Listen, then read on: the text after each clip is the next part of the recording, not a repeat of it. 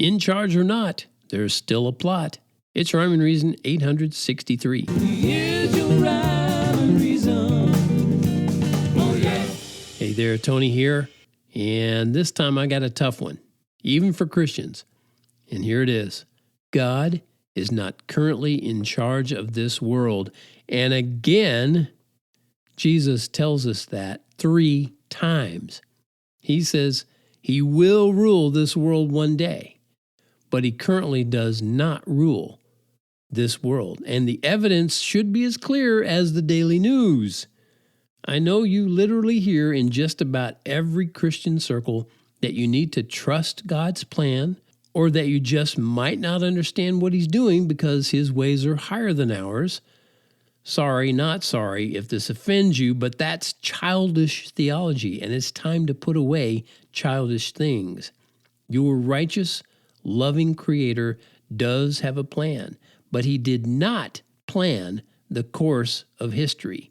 No, he did not plan what's going on in this world right now. And he will be in charge of this world again one day, but he's not now. He's not now. Look around you and see it. He did not make infinite plans for the infinite potential of directions billions of lives could go each and every day. God is infinitely more brilliant than that.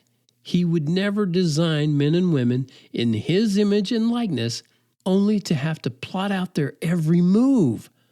That would be what marketers call make work. No, God did something far more amazing and far more glorious. He designed us to be able to think and work and build things on our own brain power and brawn, because he's the ultimate, dazzling, loving Father. It brings him joy to see what you come up with, and me, what I come up with. It brings him joy, like a loving father would, at least until you come up with the ways to ignore and, even remove him from your life. You do that, that doesn't bring him joy. That brings him grief and misery. Yes, God grieves. He feels. Now, my assertion is that when you tell unbelievers that everything in this world works according to God's plan, you give them very good reason to ignore and remove him from their lives. I'm a thinking person. If I was an unbelieving thinking person and you told me something like that, I would say, I want no part of a God that's doing all this. Yes, and that makes sense. Here's the point. Someone else is currently in charge of this world. Yes, it is a fact. In fact, Jesus called him the ruler of this world. Jesus said that. It's in those red words in the Bible. That certainly sounds like someone who's in charge, right? A ruler of this world. And that someone wants you to blame God for everything, and the world is more than willing to do just that. Don't be like the world. Be like Jesus, and as he designed you to be, not like everything is for a reason.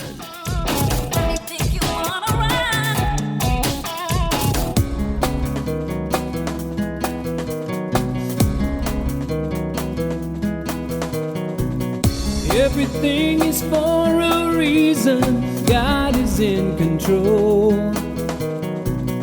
Everything he turns to good for his higher goal.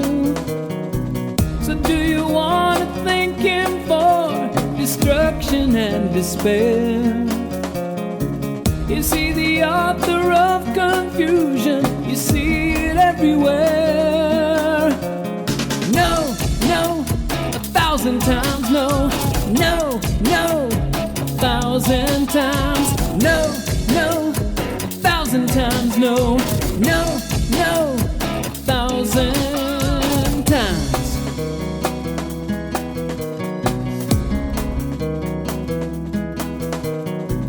Should you freely give forgiveness? The Bible tells you so. But what if someone's unrepentant? How does that one go? Should they get to live in sin and skip the judgment day. Take a look at the Revelation. What would Jesus say? No, no, 1,000 times no, no, no, 1,000 times no, no, 1,000 times no, no, no, 1,000 times no, no, no, no.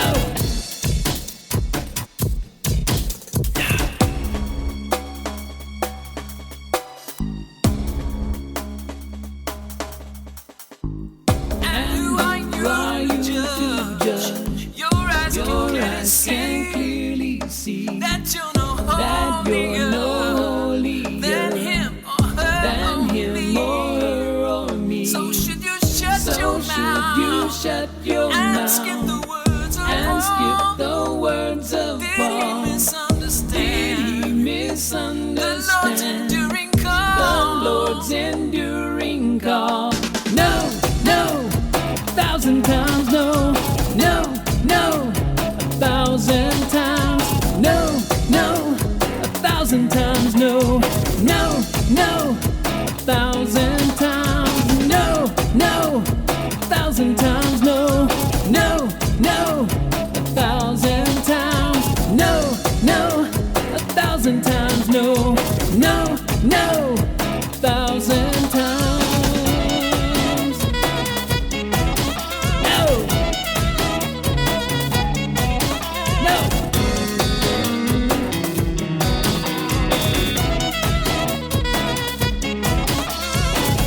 See how that very first line went? Everything is for a reason. God is in control. People want to say that over and over and over, and that's not what's in the Bible. It's the opposite of what's in the Bible. Things happen because broken and flawed and sinful people do terrible things. And God does not control us and turn us into robots to keep us from doing those terrible things. He gives us every opportunity to turn from that and turn to Him.